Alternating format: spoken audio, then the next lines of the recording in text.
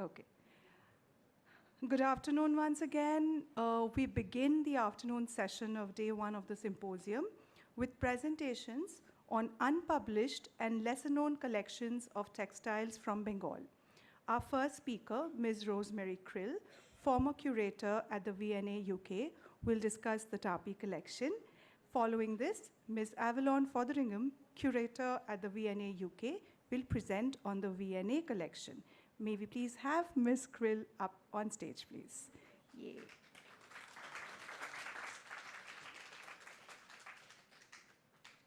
Hi. This is the operator. This is for the... Okay, is there a pointer? This is a pointer. Okay, can I just try it? Okay, excellent. Good. Good afternoon, everybody. And let me just reiterate my sincere congratulations to Darshan and Mayank and the team, and also my sincere thanks for being invited to this wonderful gathering. It's so great to see everybody here.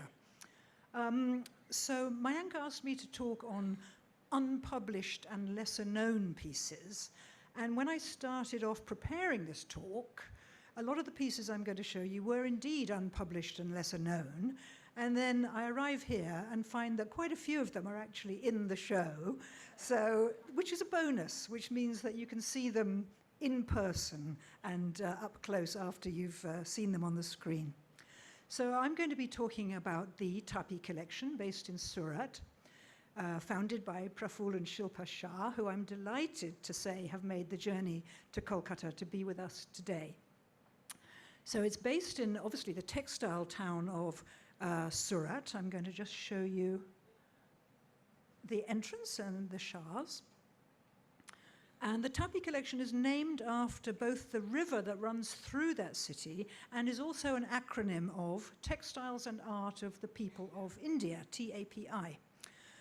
So the Shahs started collecting old textiles in the 1970s, and I should say at this point that I've bombarded them with questions. So most of what you're going to hear has come from Shilpa Ben, who has allowed me to quote her replies in my talk.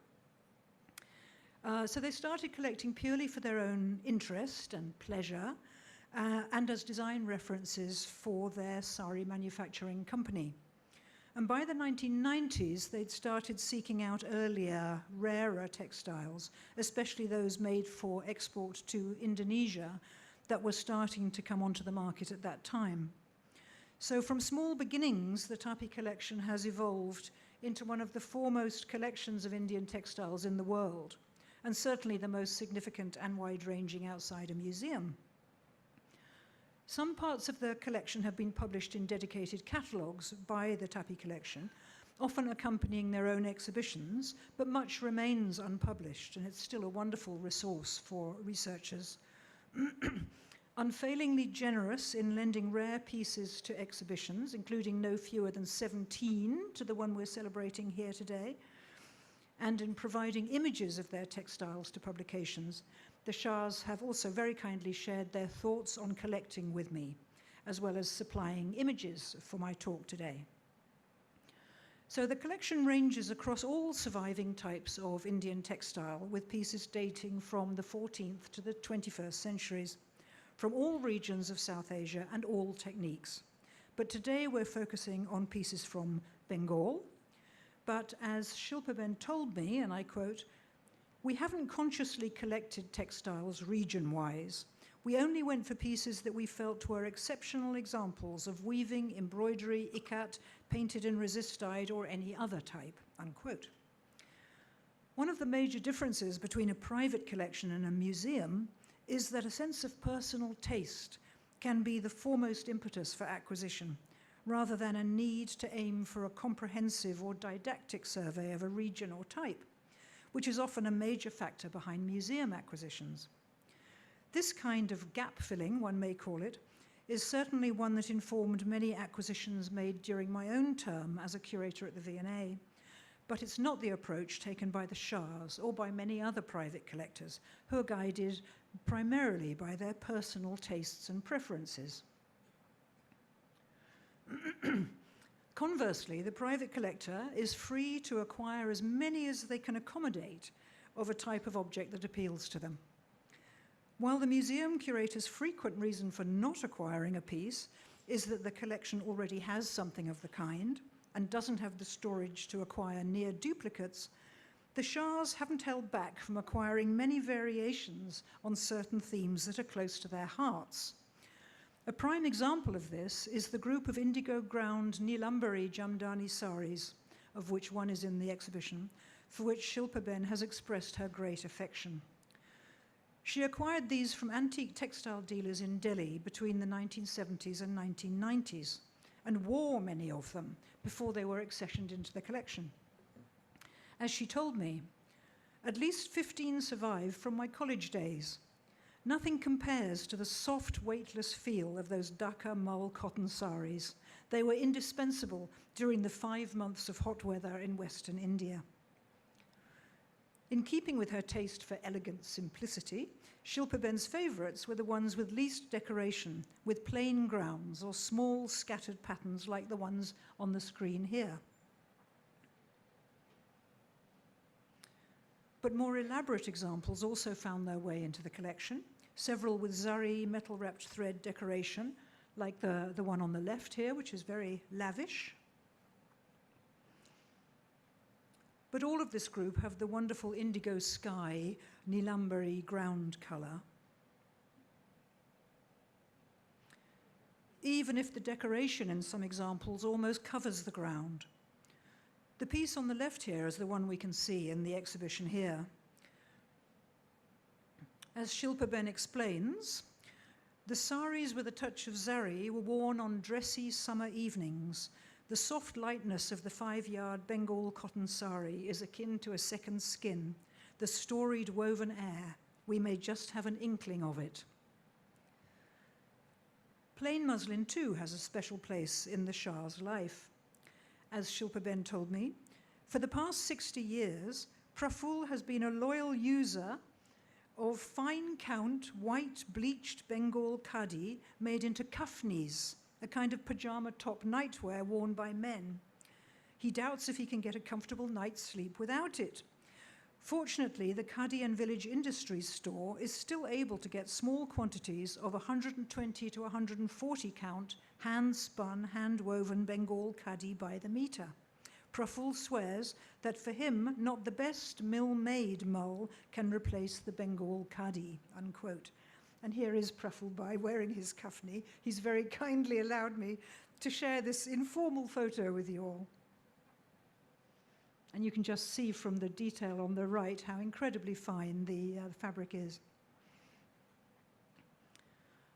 Returning to Jamdani, the collection houses many other Jamdani pieces of different types, like this exquisitely woven sash or patka on the left, which is also in the exhibition, and the sari with an unusual squared field on the right, also here, I think.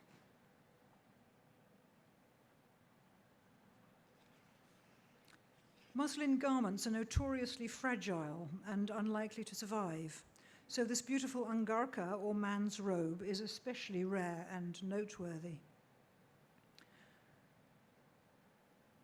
This intriguing sari appears at first sight to be a Jamdani weave, but closer examination has revealed it to actually be embroidered in imitation of Jamdani, perhaps by a woman who couldn't afford an expensive woven Jamdani, but who was an expert stitcher who could replicate the effect in embroidery.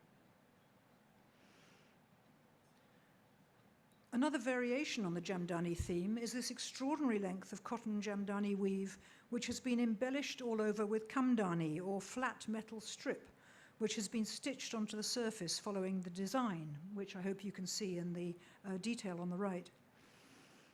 This lavish textile, also in the show, has the same provenance as two similar pieces that are in the British Royal Collection that were formerly on loan to the V&A. They were all presented to King George V by the Prime Minister of Nepal when the King was on a hunting trip there in 1910. While two complete pieces remained in the Royal Collection in London, those are the pieces that were at the V&A for many years, this cut piece and two others were given by the King to his valet, Richard Howlett, whose daughter eventually sold them through Bonhams in 2015, which is when the Shahs acquired them. it may seem counterproductive to us to add heavy metal strips to a length of cotton jamdani that's famed for its lightness. But presumably it was done to supposedly elevate its status from a simple, if expertly woven, everyday textile to something more appropriate as a gift from a high official to both the Prime Minister of Nepal and the King of England. Very much at the everyday end of the woven cotton spectrum are these two saris from Shantipur, a weaving centre known for its decorative borders, which sometimes include woven inscriptions like these two. The upper example translates as "new loom, new cloth, new purchase, vermilion in white hair, beloved mother," which suggests that the weaver may have made the sari as a gift for his mother. The lower inscription translates as, "The devotee Srimati Nandarani, most adored one, blessings for puja, may you live a long life with Ashutosh in everlasting happiness." It was clearly woven as a gift to a woman called Nandarani on the occasion of a special puja. And I should add that these translations are taken from Avantika Shah's catalogue, written on the loom, woven inscriptions in Indian textiles, which she wrote about certain pieces in the Tapi collection. Embroidery on fine Bengali muslin is also found in the collection. These are two so-called Haji rumals, square embroidered textiles that were exported from Bengal to the Middle East and Southeast Asia and were bought at various fairs in the region by those making the pilgrimage to Mecca, the Hajj. And John Gillow will be telling us more about these tomorrow. Both, or at least the one piece on the left was supposedly collected in Sumatra in Indonesia, testifying to the wide reach of these souvenirs of the Holy Journey. These two examples are embroidered in red, blue, and yellow silk thread, in contrast to the more frequently found type, which is embroidered in monochrome, naturally gold-colored Muga silk, often in a grid design, with booty borders like the one in the V&A on the right here. Monochrome silk embroidery on cotton is a feature of another celebrated type of Bengali textile, the so-called Satgaon quilts, or kulchas, of which the Tapi collection holds 3 fragments. These quilts were made in the villages of Satgaon for the Portuguese market in the late 16th and early 17th centuries, before the expulsion of the Portuguese from Hooghly in 1632.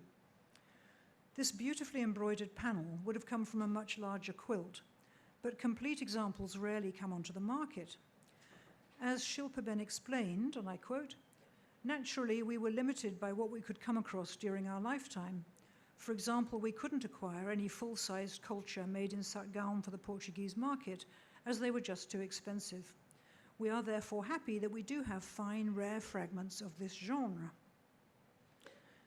The entire piece that this panel comes from would no doubt have looked very much like this example in the Metropolitan Museum, as the iconography and layout of the border panels are very similar. I'm sorry, it's very hard to read the design of these pieces because of the monochrome color palette. The whole quilts are so large that it's not surprising that many more manageable and displayable fragments have found their way into textile collections all over the world. I hope you can see that I've highlighted the bottom panel here.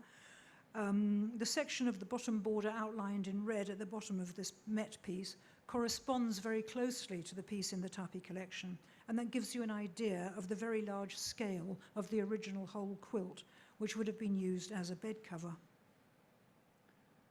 And here I've juxtaposed the two border panels together, and I hope you can get a sense of how similar the elements of the design are. Both have hunting scenes along the bottom border with hunters in Western dress and a central row of ducks or geese.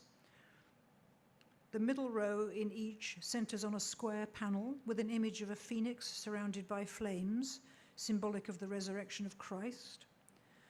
Double-headed eagles and other mythical creatures are shown on either side of the phoenix. Let me just see if I can point those out. Here's the phoenix, and here are some mythical creatures. Here's the hunting scenes on both.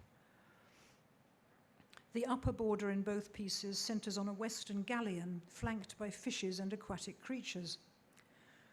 All of these elements are taken from a standard repertoire of European imagery and can be found in other combinations in other cultures.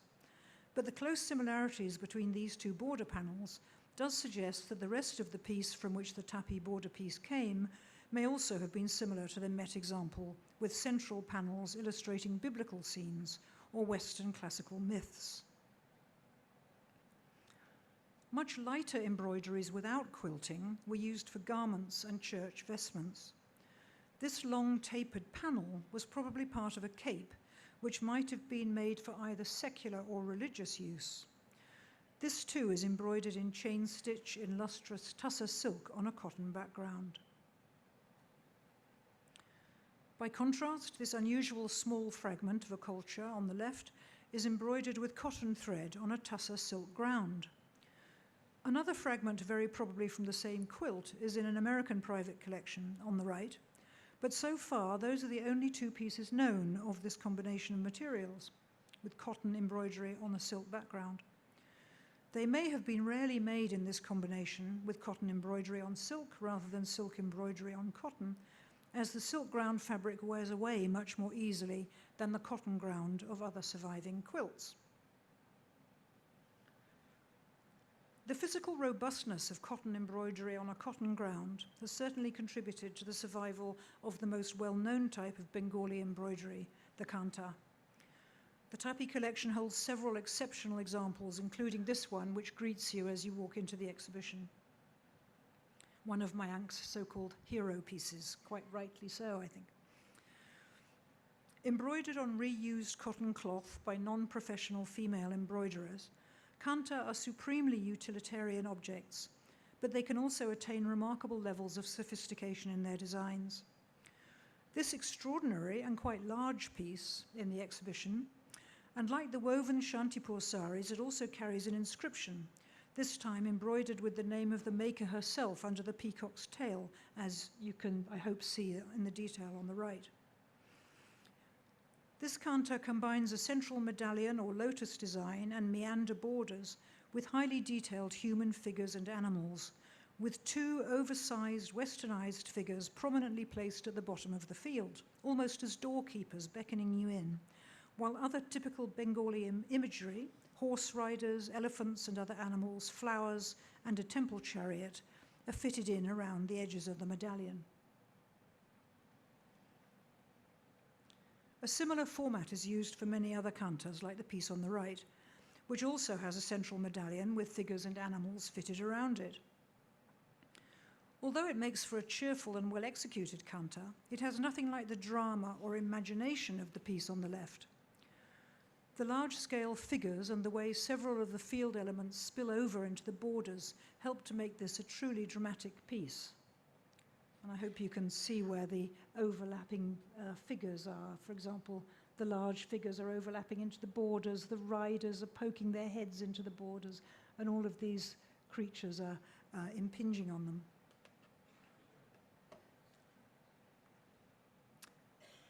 Here are two more ways of using basically the same central medallion format. In the piece on the right, the borders have proliferated. The medallion stretches across the entire field, and the human figures and animals are kept to a small scale.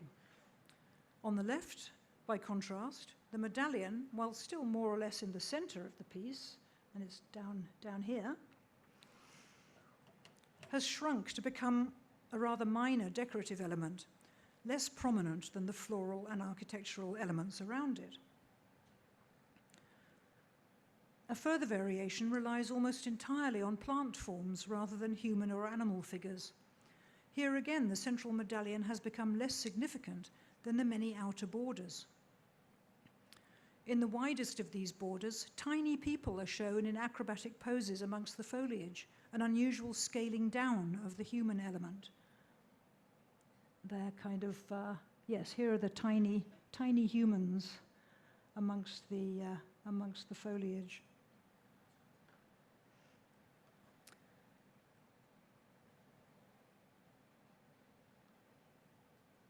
Here too, the borders carry the main patterns, with the tiniest of medallions just surviving in the center.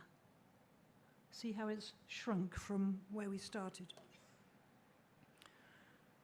The rhythmic repetition of rows of elephants, fishes, and flowers gives this piece an unusually light and energetic feel.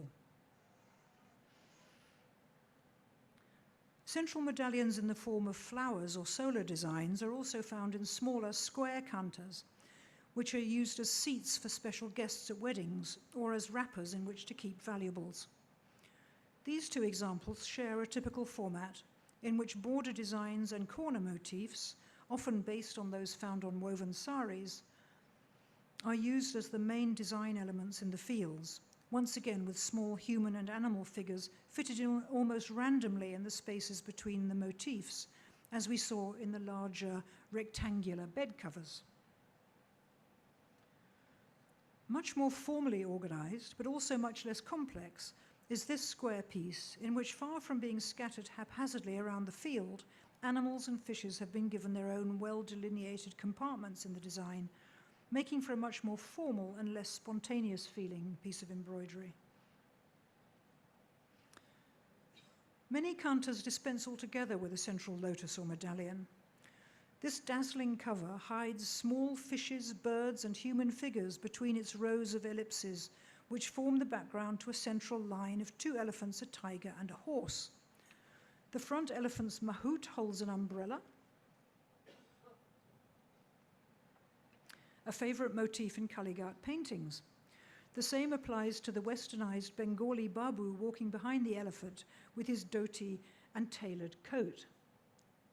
Here he is. Small rectangular mirror cases like this one were also considered suitable for designs with processions of human figures. Here, the row of figures is divided into a group of well-dressed, large-scale women on the left and a row of smaller men and women on the right, of whom two women, or the same woman shown twice, appears to have a wooden leg. If you see here, she's got a prosthetic leg instead of her natural leg. This is so distinctive a feature that it may be the duplicated representation of an actual person known to the embroiderer rather than a purely imaginary figure. At a very different level of patronage from the humble domestic kanta is the Baluchar sari. These elaborate woven silks with floral or figurative designs have become one of the emblematic textile types of Bengal, although they're now imitated in other centres, especially Varanasi. The Tapi collection holds over 70 of these dramatic Baluchar saris, shawls, or fragments of larger pieces, many of which were shown in a dedicated exhibition in Mumbai in 2014 to 15, shown here. It was entitled Sahib Bibi Nawab, reflecting the different patrons of the Baluchar textiles, and was accompanied by an excellent dedicated catalogue. Several Baluchar saris were also shown in the exhibition Baluchar, Bengal and Beyond, organized by Darshan Shah in 2019. As I mentioned earlier, this is one of the few areas, along with Kashmir shawls, that Praful and Shilpa Shah collected in what we might call a museological way, in which as many different designs as possible were acquired, as well as comparable imitations made in centres like Ahmedabad and Varanasi. Also collected were any available pieces that carried the woven signature of the weaver. Among these, the best known is Dubraj Das, and 5 saris with his signature are in the collection. Like this one, and I hope you can see at the back that I've circled where the signature is on the bottom of the sari there. This shawl is 2.5 meters long, so it's too small to be a sari and is evidently more of a wrapped garment.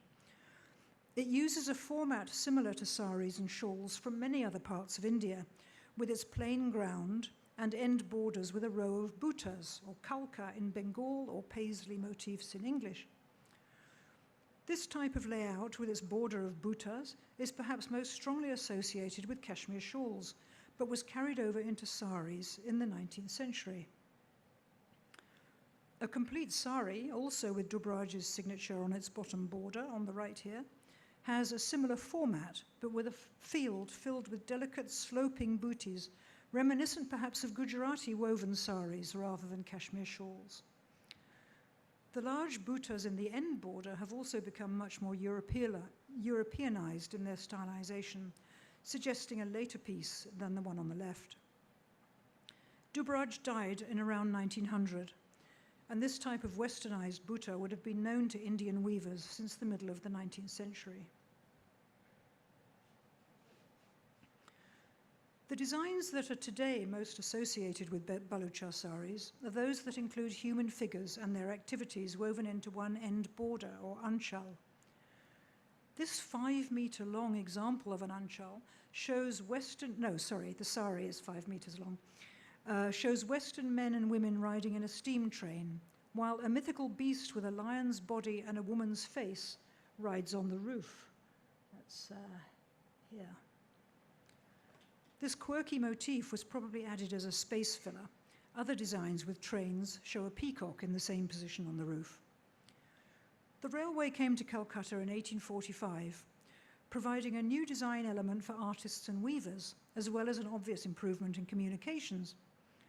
As noted in the catalogue Sahib Bibi Nawab, this sari has an exceptionally long anchal, measuring 186 centimeters, which is 6 feet, one of the longest recorded. Long anchals are quite usual in Baluchar saris, but when they're this long, the question arises, were these pieces actually intended to be worn as saris? A 6-foot-long border could only be worn effectively by an extremely tall person. Much has been written about the possible patronage of these sari-length textiles, as we might call them. It's been suggested that some pieces that were exhibited at international exhibitions in the 1850s and 60s, 1850s to 1880s, and subsequently acquired by Western museums, were made as virtuoso exhibition pieces rather than as actual items of clothing. While they undoubtedly started off as lavish but wearable saris for Bengali ladies, in 1894, N.G. Mukherjee wrote, quote, "For some years past, the only high-priced saris that Dubraj has made have been for the European officials at Berhampur, to whom these high-priced saris are really of no practical use," unquote. But whoever they were intended for, these extravagantly long saris are where the most complex figurative patterns are found. The human figures shown in the anchals are both European and Indian. This example shows a Nawabi figure repeated in the borders surrounding a central panel with elaborate buttas set inside an unusual border with peacocks in foliage. The man is shown smoking a hookah, a popular motif found in several examples. While this sari shows only one motif, the seated hookah smoker, repeated around a central panel, others are much more complex. This remarkable sari, for example, which is also in the show, has rows of both men and women smoking hookahs, as well as the repeated multicolored deer in both the anchal and in vertical stripes in the field. The male hookah smoker is seated on a low Indian-style couch with a bolster, while the female smoker is sitting on a Western-style chair, even though she's wearing a sari, which in fact is the only time a sari-clad woman is shown in a Baluchar sari in the Tapi collection. A very distinctive type of Baluchari textile is the namavali, or rows of names like this one, made as shawls to be offered to temples or worn by temple priests. The names in this case are the Dasa Mahavidya, or 10 names of the goddess Durga, woven in Bengali script, in boxes set within outer borders of lotus medallions and divine footprints.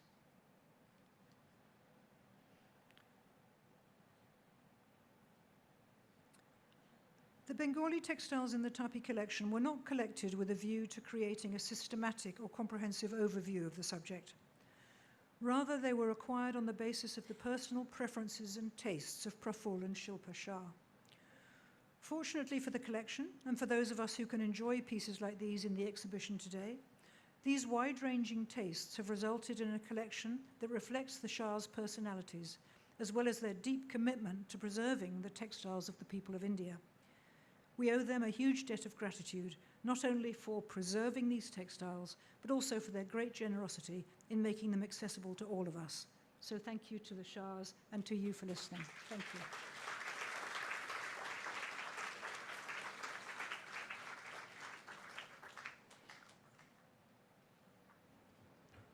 Thank you, Ms. Crill, for a fascinating, speak into the Tapi collection.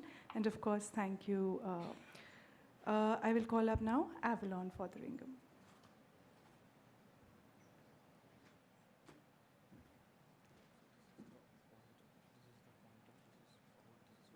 Okay, thank you.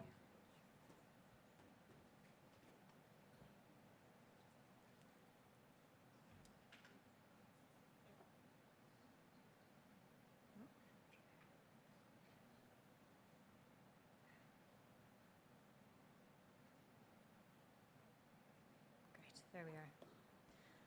I'd like to start, as Rosemary did, with my deepest thanks for the invitation to be part of this day with all of you. This event over these few days have been absolutely fascinating, and it's been such a pleasure to be able to meet so many of you in person after having read your work for so long. So today I have been asked to speak to you about the representation of Bengal in the V&A's collection of textiles, and especially those unpublished pieces or lesser known pieces as understood through their original acquisition documentation. The V&A, however, has been collecting Bengali textiles now for over 170 years. So in that time, the boundaries of Bengal have changed significantly, and as have the museum's priorities in acquiring them. So as a result, the collection reflects evolutions in both the design and making of textiles in Bengal, as well as the shifting curatorial approaches which have impacted how they are represented at the V&A. So what I would like to do in the time that I have with you today is try to very briefly summarize the 4 major chapters in the history of the Bengal textile collection at the V&A. And I want to state at the outset that curatorial approaches at the museum have always been multi-layered and certainly varied from curator to curator. But looking at the history of the collection through a wide lens, the acquisition of Bengali textiles can broadly be broken down into 4 chapters, those being the collection of textiles related to Bengal's trade and industry, the collection of textiles connected to Bengal's art and culture, the collection of textiles connecting the entwined history of Bengal and Britain, and the collection of textiles by Bengali artists and designers. Starting at the beginning, the history of the V&A's collection starts with the Great Exhibition of the year 1851, which brought together works of art and industry from nations all over the world. At the close of the exhibition, the British government allocated £5,000 for the purchase of material from the show in order to form the collections of a brand new museum, the Museum of Manufactures, later renamed the South Kensington Museum, and finally renamed again to the V&A, the Victoria and Albert Museum. The curators who selected material from that show spent £752, which was almost a fifth of their budget, and which, according to the Bank of England inflation calculator, is worth roughly £90,000 today, on the purchase of 65 Indian textiles from the show. And among these 65 textiles were 8 Jamdani muslins from Dhaka, which, according to the museum's own inventory documentation of its purchases, were selected for their, quote, remarkable elegance, which made them well worthy of study. Bengali textiles are therefore at the very root of the V&A's collection's history, purchased before the museum itself had even opened to the public. And in fact, the quote-unquote Bengali textiles that the V&A purchased from the exhibition of 1851 included much more than Dhaka Jamdanis. They also included Varanasi brocades, embroidery from Delhi, tapestry-woven dupattas and printed cottons from Rajasthan, and one Kashmir shawl. All of these textiles and more had been sent to the exhibition as manufactures of the Presidency of Bengal, which at that time in 1851 was a region which encompassed territory spanning from the Khyber Pass to Singapore. The list that you're seeing at the right gives the names and the locations of all of the different district committees that were responsible for assembling and forwarding material from the presidency to the exhibition. And they include cities spanning from Agra in the west to Arakan in the east.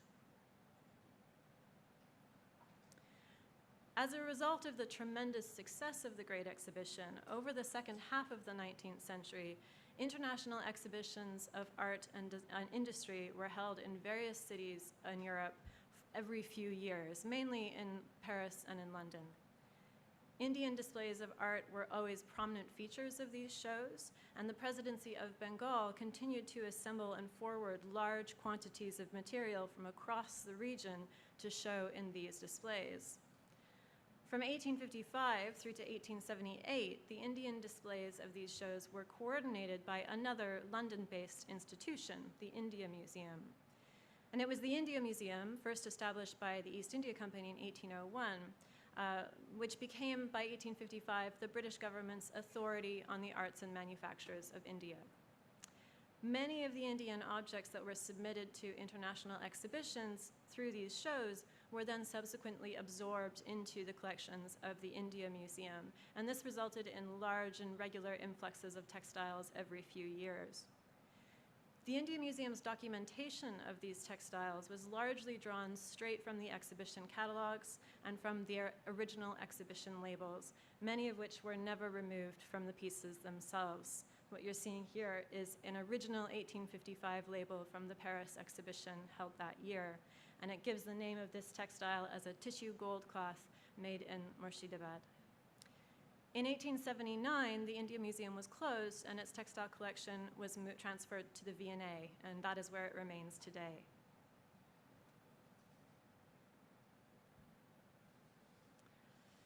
Analysis of the India Museum's textile collection reveals that it documents shifts both in the history and the productions of Bengal over the second half of the 19th century. Consisting almost entirely of textiles that were made immediately preceding their export to Europe for display, these textiles reflect traditions of making in an age of radical industrialization. Among the now rare treasures that the collections holds is this Assamese mosquito net that you're seeing on the right, which is made of lac-dyed muga silk. And this was sent to London a year before the first synthetic dye was invented in 1856. And to put that into context, by 1886, the lac industry had been so devastated by the invention of synthetic dyes that tons of Bengali lac were being poured into the Thames as valueless. Also sent was this embroidered skirt cloth from Sylhet, which was one of a set of 4 made in different colorways to be sent to Paris also in 1855. And you may recognize it because John Forbes Watson selected one of these for his Textile Manufacturers of India volumes, and it is in fact, this particular piece is a swatch of the pink version of this colorway is on view in the exhibition downstairs. And lastly, these courtly shoes from Murshidabad, which were made during the reign of Mansur Ali Khan, the last ruler to hold the title of the Nawab of Bengal.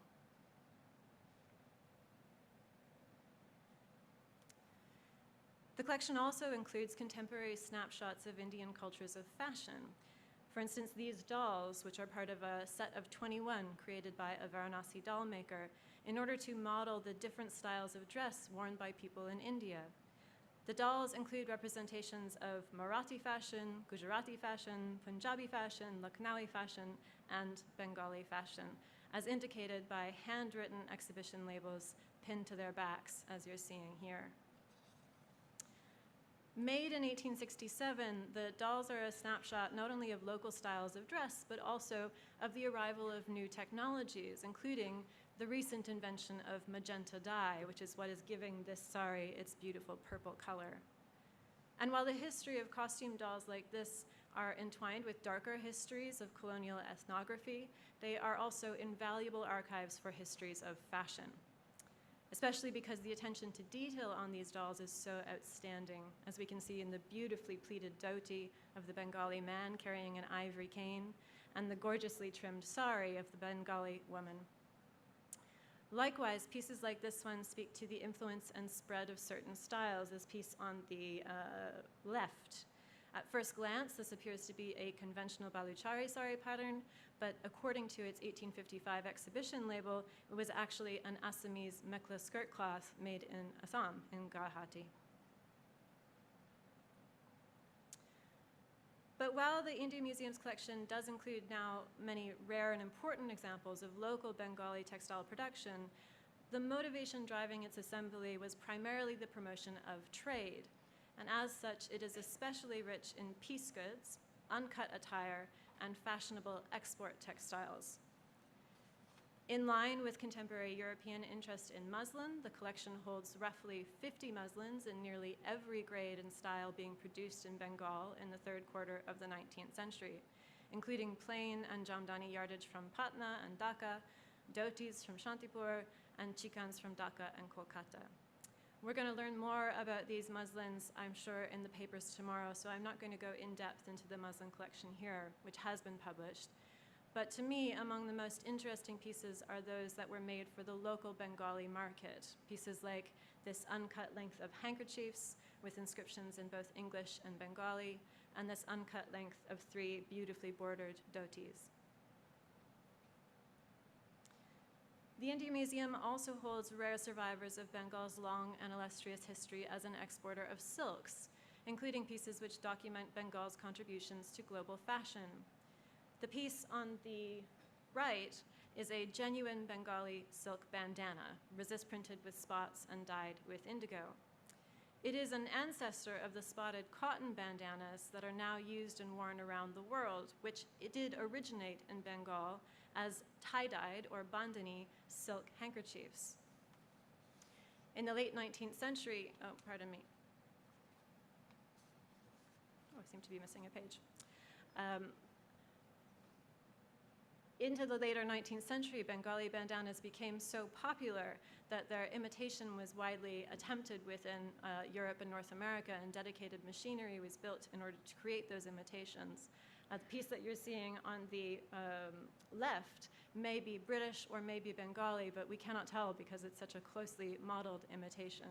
The fact that we have this piece, which is provenanced with its original acquisition record as being from Bengal, makes it a very valuable one. Another product of Bengal, which people may not be aware of, is seersucker, which did also originate in this region.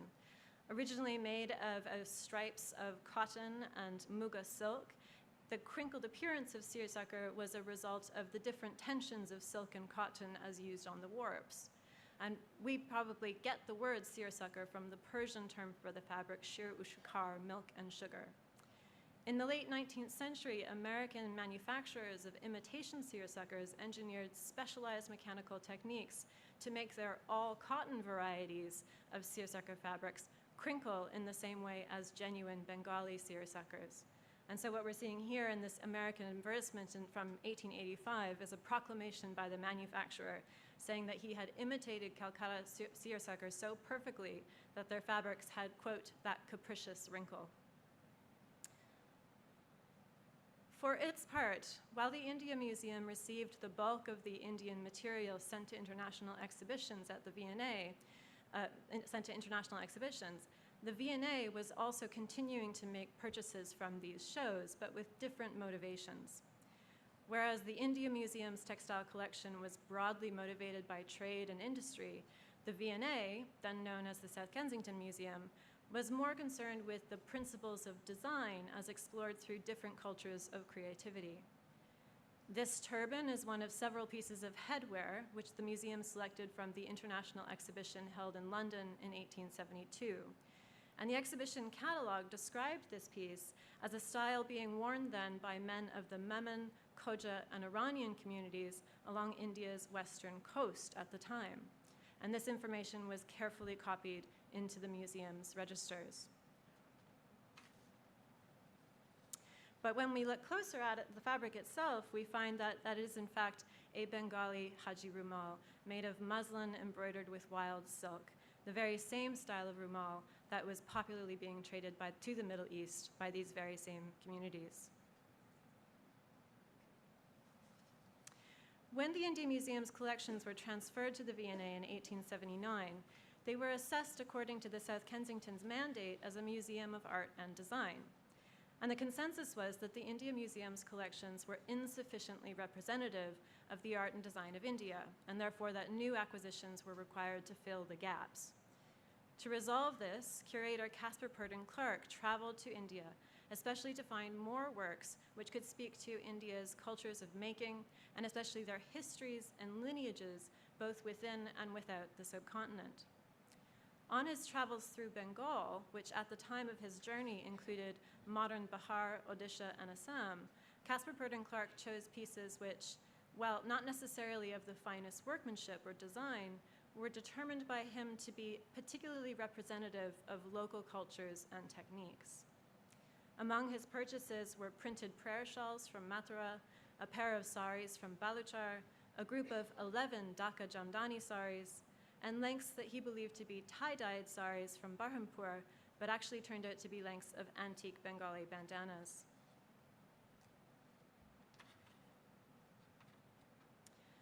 Purdon Clark was an active member of a growing network of scholars on Indian art and design, which connected the South Kensington Museum with art schools, museums, and periodical publications both in Britain and in India.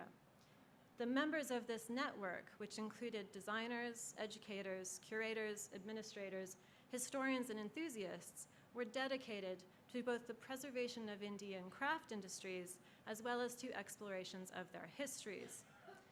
Over the later 19th and early 20th centuries, the work of these scholars was reflected in the acquisition of some of the oldest Bengali textiles in the collection, its Portuguese market, colchas. The museum's acquisition registers for these pieces show how curators' understandings of these objects evolved as more in-depth research into their histories was conducted. In fact, so little was initially known about Bengali quilts at the time of the first acquisition the museum made of a colcha in 1869 that it was registered as being made from Germany. And the second one, acquired in 1876, was registered as being Spanish or Flemish. It was only with the third example, a masterwork of embroidery acquired in 1886, that the art form was recognized as Indian, but still not Bengali. Instead, the famed English designer and activist William Morris, who was the person who sold it to the museum, wrote in a letter saying that it was made in Goa for a European and produced under Persian influence, an attribution which was accepted for the next 70 or so odd years.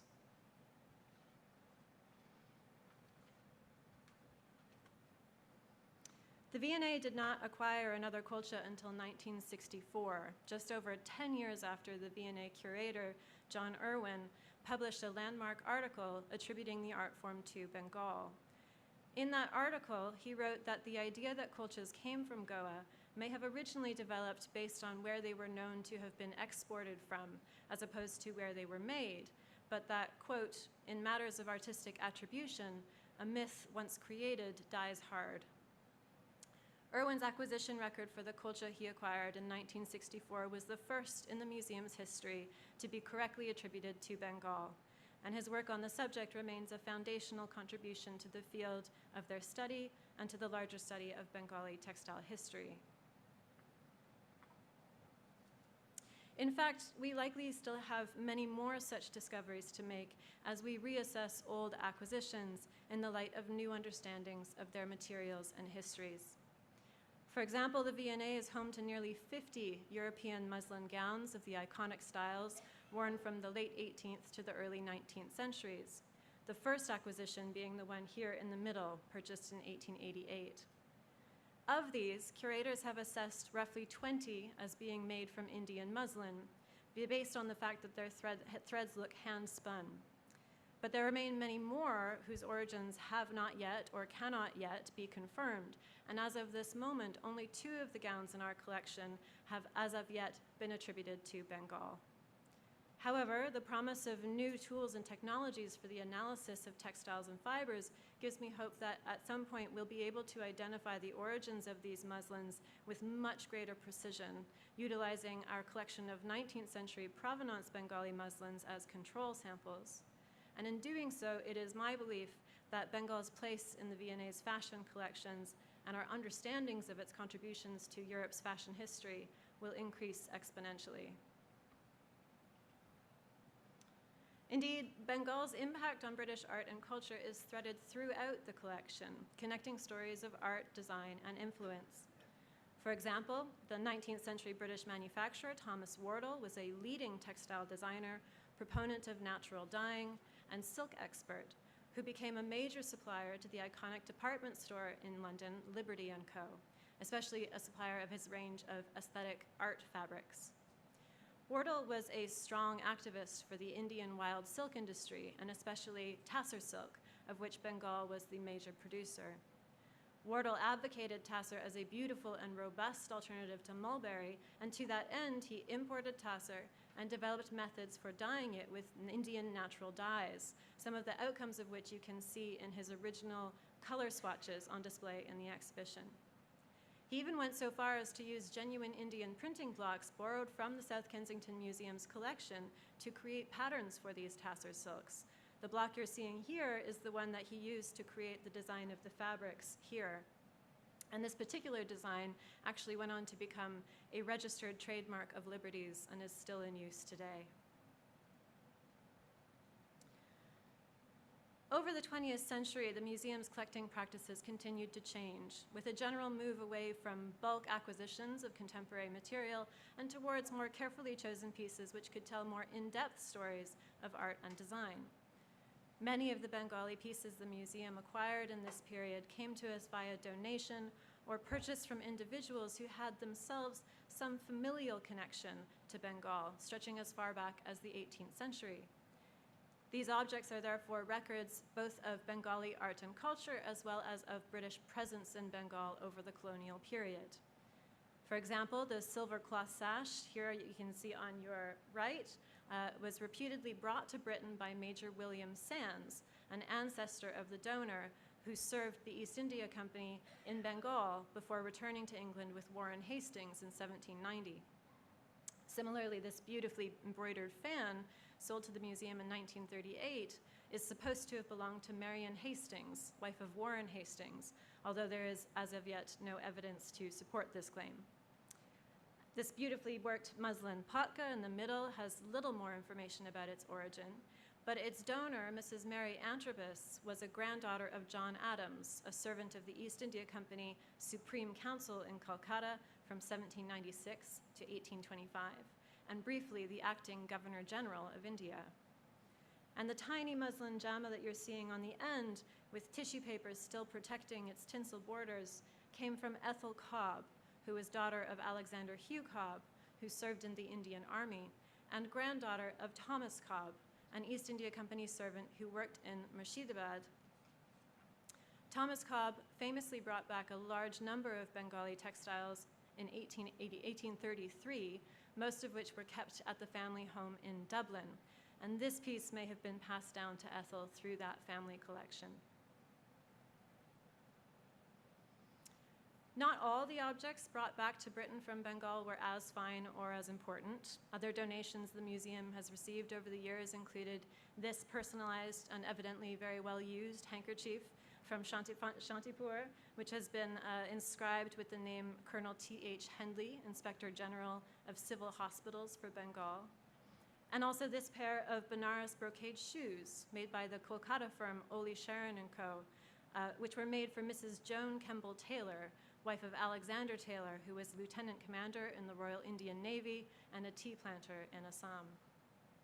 And objects like these help us to tell stories of Britain's presence in Bengal in both poignant and accessible ways, while demonstrating also the presence of Bengal in Britain. Into the later part of the 20th century, the museum has sought to broaden its collections to include more work by individual Bengali artists, both known and anonymous, which express Bengali perspectives and worldviews. And this transition is perhaps best illustrated by the museum's collection of kantha, the first of which was already an antique when it was acquired in 1933 from Lady Grace Vincent, who had herself bought it in Damka in modern Jharkhand in 1897. That piece is anonymous, and it was another 43 years before the museum acquired another kantha in 1976, this time a contemporary piece made in the district of Fardipur in the new state of Bangladesh. That piece was purchased from the Bengal Home Industries Association, India's oldest NGO for the support of Bengal's cottage industries. The BHIA had been first set up in Kolkata in 1916, and as evidenced by this piece, obviously continued operating in post-partition Bangladesh. Importantly, this piece purchased from the organization bears a small inscription which gives the name Kadambini, and that makes it the first kantha in our collection with an identified maker. While our first acquisitions of kantha were made few and far between, from 1981 onwards, our collection has grown exponentially and now numbers around 30 pieces.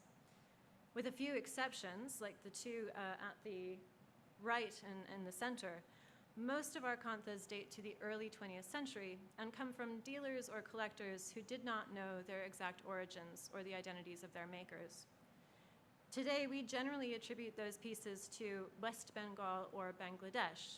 And we do this partly because we know that visitors to our galleries from West Bengal and Bangladesh often seek out labels which explicitly reference their state. But we also want to be able to acknowledge the shared history of kantha as an art form which transcends modern geopolitical boundaries. Our latest acquisition came as a donation of 14 kanthas, all different sizes and styles. And with every new acquisition, we are able to tell deeper and wider stories about the art form. Not only stories about the skill and the creativity of the embroiderers on both sides of the border, but also stories about gender, the place of women and craft in art history, the lived experiences of artists, the impacts of colonialism and partition, and sustainability in design and making. And these are all issues which our visitors increasingly want us to explore. At the same time, acquiring works by artists practicing today is a critical part of the V&A's mandate. And I've cheated a bit with this one because it is neither unknown or unpublished, but it is important to what I want to say. So from the first, the V&A was designed not as a mausoleum for artistry gone by, but as an actively evolving resource for artists and designers to learn from and be inspired by. Collecting pieces and documenting the practices of contemporary working artists is therefore part of what keeps the collection alive and relevant, both to current and to future generations of makers. This painting by Ajit Kumar Das, which was made in the 1990s, is the latest piece to join our Kalamkari collection, the oldest examples of which date back hundreds of years. So as part of this much longer lineage of practice, which stretches well beyond Bengal, this piece demonstrates how the creative possibilities of heritage textile techniques like kalamkari and natural dye are actually endless. And what could be more inspiring than to see how, in the hands of a master, an ancient technique can be used to create something wholly new.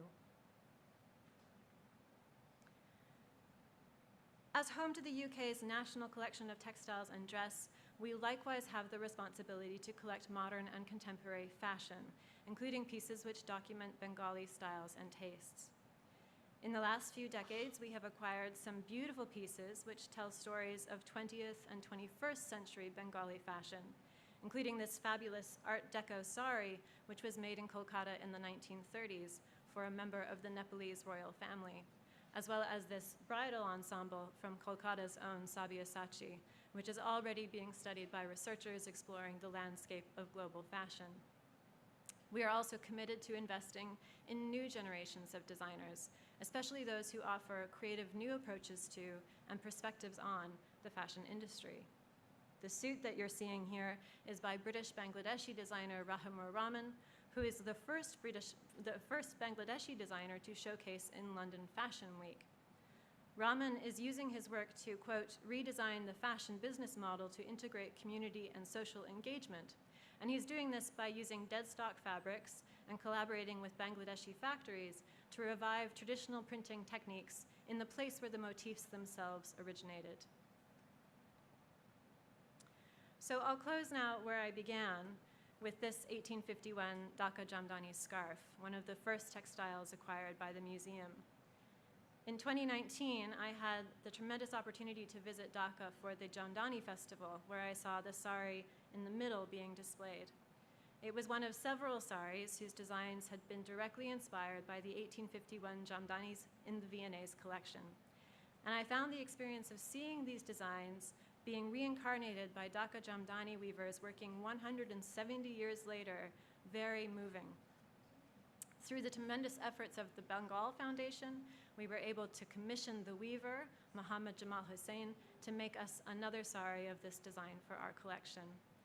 And this video, shot in the midst of COVID in 2022, captures the process of its making and will be preserved as part of the sari's records in the museum's archives. I feel that these two pieces, one anonymous and one known and named, reflect how the story of Bengali textiles at the V&A is an ever-growing, ever-deepening, and to borrow a phrase from the curators of the 1852, subject well worthy of study. Thank you very much.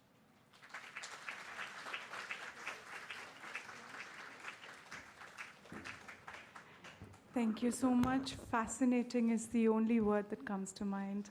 I will invite Ms. Crill back on stage, and we'll set up. So if we have questions from the audience, we have time for questions, comments. Could you hand them a mic, please? Yes.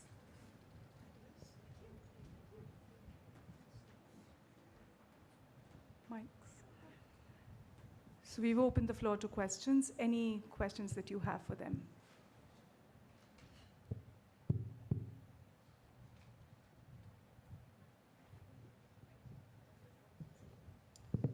Thank you both for these riveting presentations.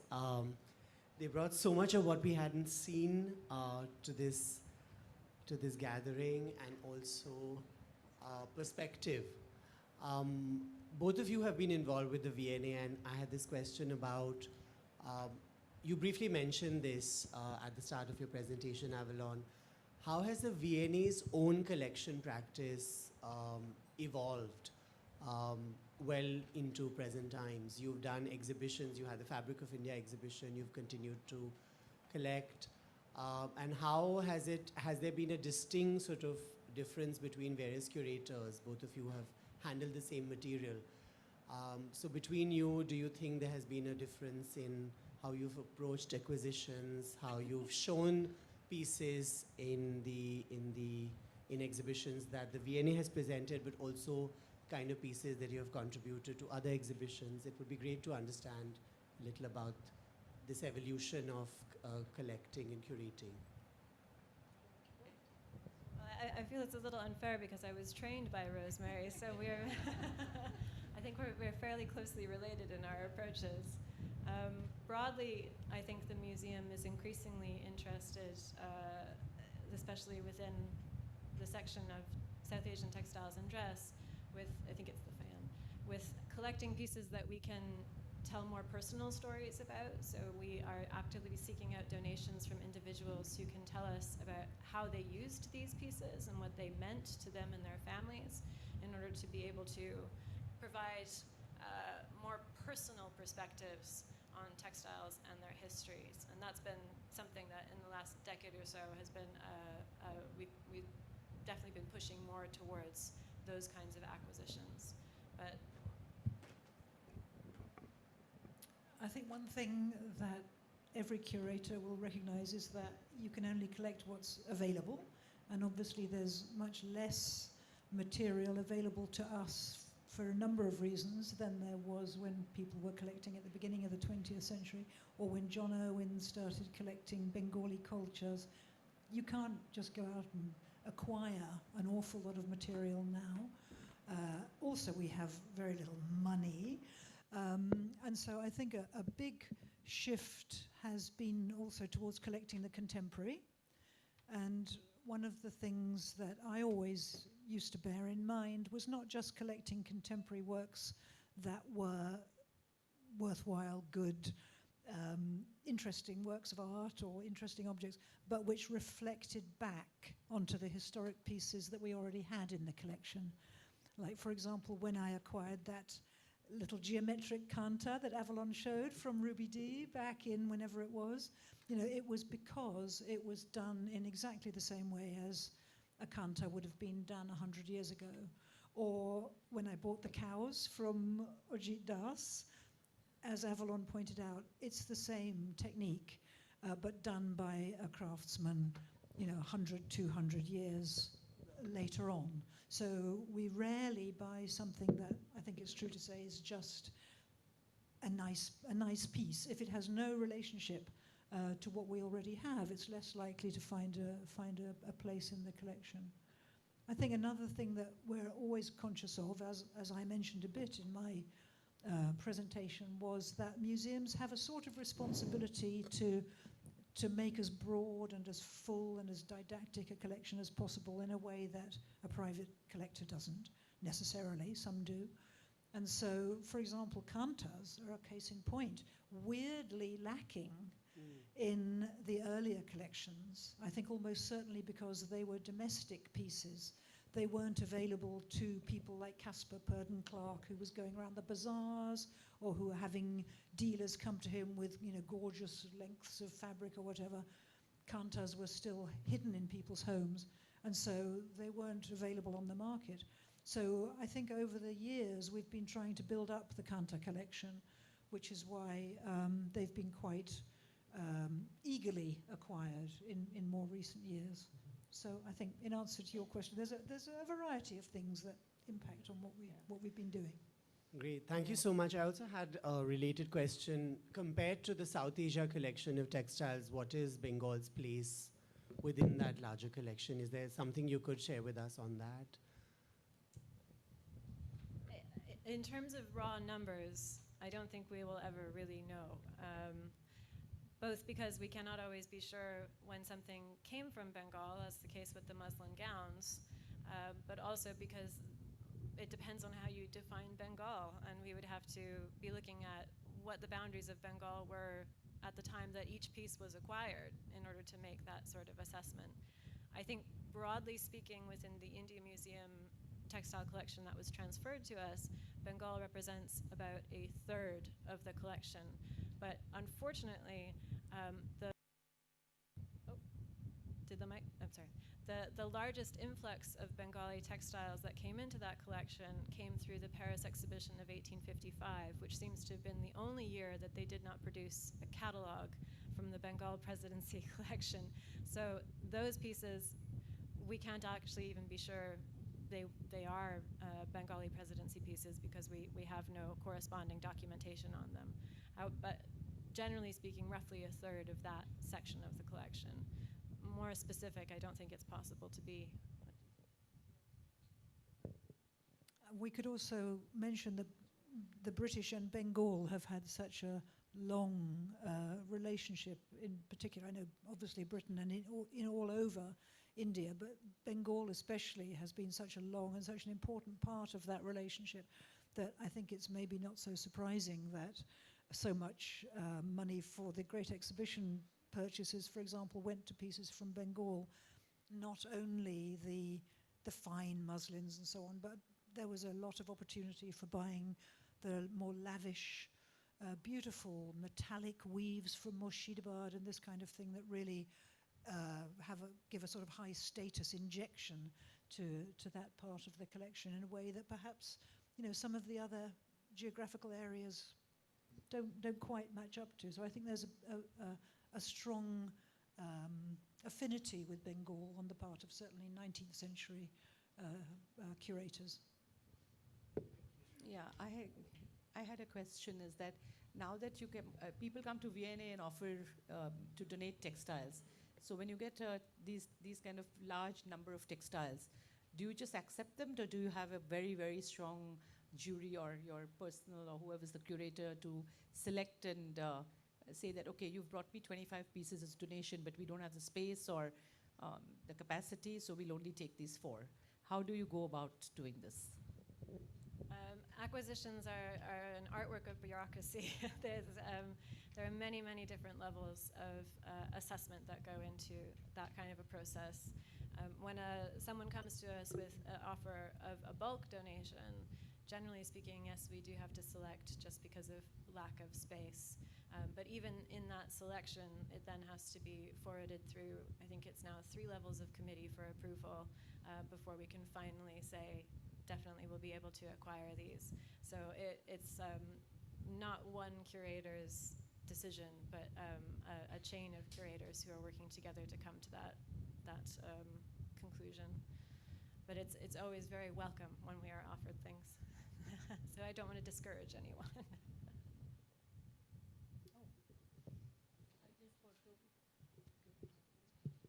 I take this opportunity to thank Rosemary Crill.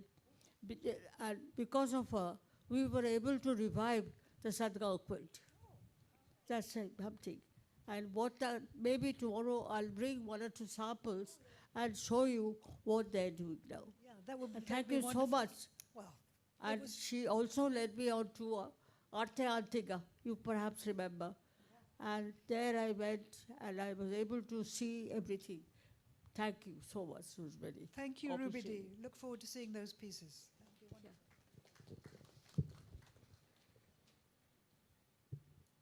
I had a quick, my name is Abhay Mangaldas. I had a quick question about that panel from the quilt, white on white. There was quite detailed figures in that, including an emblem. What was the reference for the craftspeople to do those in that detail? Yeah, that's a very interesting subject. I mean, those quilts are covered with a whole kind of vocabulary of imagery taken from Western myth, biblical stories, classical stories, stories about King Solomon, the judgment of Solomon holding up the baby which is going to get cut in half and all this kind of thing. So these come directly from Portuguese sources because they were made for export to Portugal. So there probably would have been printed books. Certainly printed material would have been available in Bengal, I presume, for those embroiderers to pick and choose those different images from. That choice was with the embroiderer or the patron? Well, that's an interesting question. We don't know. I doubt if it would have been at the level of the embroiderer. There might have been an intermediate person, a master of the workshop or whatever, who might have designed the whole layout of the piece, rather than the patron. He might have said, oh, we want something with King Solomon in the middle. And then maybe somebody in the Bengali workshop would have plotted in all the rest of the imagery. But I doubt if it was the embroiderer themselves that would be choosing those. But what was curious was that you had a larger piece which had almost identical design. So it was as if the same thing was being repeated. Yeah, absolutely. I mean, these were stock figures that were repeated either around the borders or in the field. So there was a finite number of visual references that were kind of slotted into those big pieces. Sorry, if I can just give a plug for the book here. There's a very interesting chapter by Barbara Cole on the culture and the evolution of the imagery. Oh, good. So Excellent.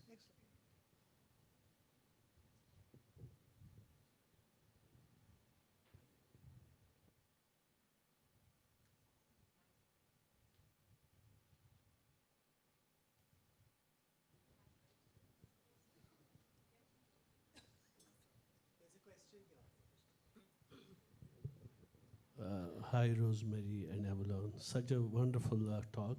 Just a question, because you are such an expert and you've been coming India for so long and covering it. How do you see, as present, Indian craft, especially the new people like us, will be great because we take you as a guru in various subjects. How do you see it nowadays? Asif, that's a very unfair question. Well, I mean, what can I say? Whenever you come to a gathering like this and you see how many people involved in textile arts and the crafts in general, you can't be downhearted. One reads of how, industrialization, globalization, mass production has killed, I mean, just as they were saying, 100 years ago, that mechanization has killed the arts and the crafts. But, there's always so much going on in India and so many people making such amazing, specifically, textiles obviously is what we are aware of, but I know it's also going on in other places. So although even if in the great scheme of economics it may not have the power that it once had, I think the textile arts in India are at an amazingly high level at the moment. And I don't know if Avalon can say something. Just to say that having been through the Sutra Bazaar and having met some incredible young people who are already deeply engaged with working to produce textiles to the highest possible level, I think there's tremendous hope and demonstration that textiles are very alive and well. Thank you. That's very encouraging for all of us. So we are going to continue, hopefully. Thanks.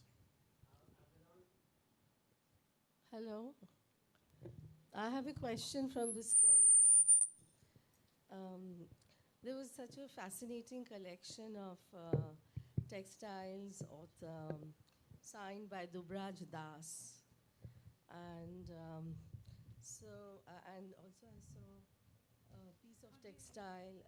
Can you hear me? Yes, there was Dubraj Das, the collection, and who was a 19th century weaver, a very fascinating personality. He was also doing a lot of other stuff. And I saw this piece, his name appears on it, a painter, Ajit Das. So it's wonderful to see these, signed pieces. Would you, have you already done this, or do you think you can in the future hold exhibitions by named, individual artists, textile artists, like you do with paintings, exhibits of individual artists, like you can understand what the question implicates also. Yes, certainly for contemporary pieces that it would, by default, they would be identified and credited for their work. It's much harder for the historic pieces, although not impossible. And the more provenance research that we are able to do, if one day the 1855 Bengal Presidency exhibition catalog turns out, we will finally find, I'm sure, many, many more names in the collection. They are out there, but where they exist seems to be mainly in local archives in India and requires a great deal of investment to try and get at. So it's a constant project of the museum to not only be acquiring new things, but to be learning more about things we already have, and ideally to attach more identities to those pieces.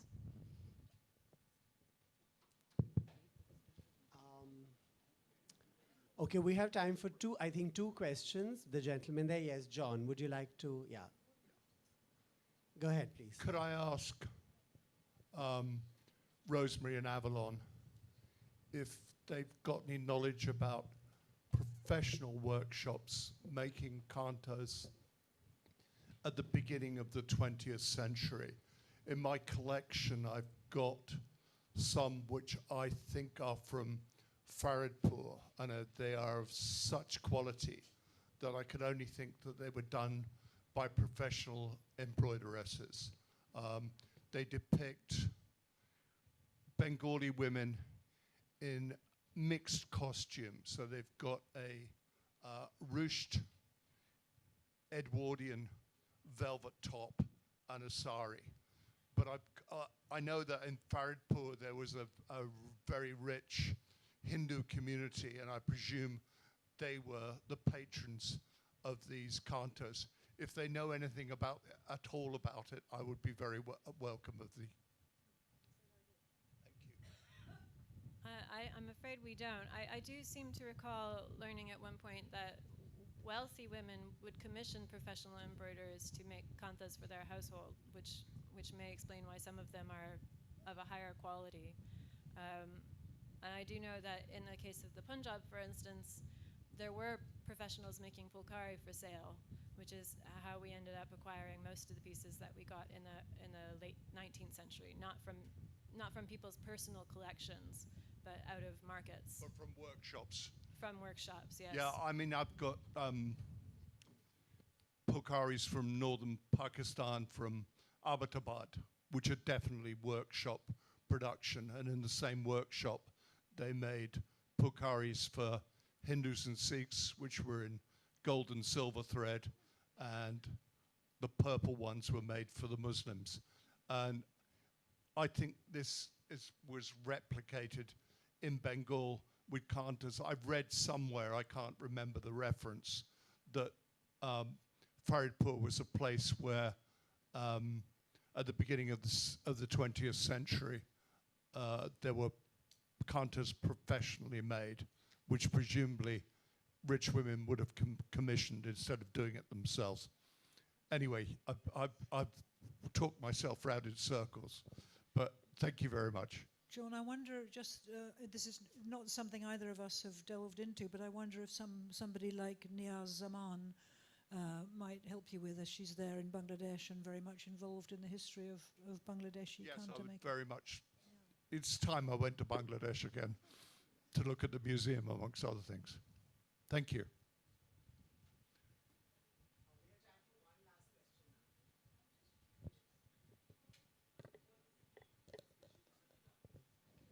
I'm just curious, were they collecting all these embroidered pieces and textiles during the British Raj here?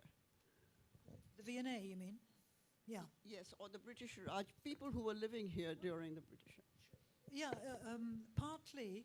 I mean, obviously, yes, the museum was founded in the middle of the 19th century, so, you know, we are talking the sort of British era, if you like, but a lot of the pieces, or a significant number of pieces, as well as being acquired new, as it were, have been donated to the museum by people who were in India, either commercially or with the army or with the administration. So I don't think anyone's done a sort of survey of how many pieces in the Indian collection came from people who had worked and lived there, but certainly that's a significant route by which pieces have entered the collection.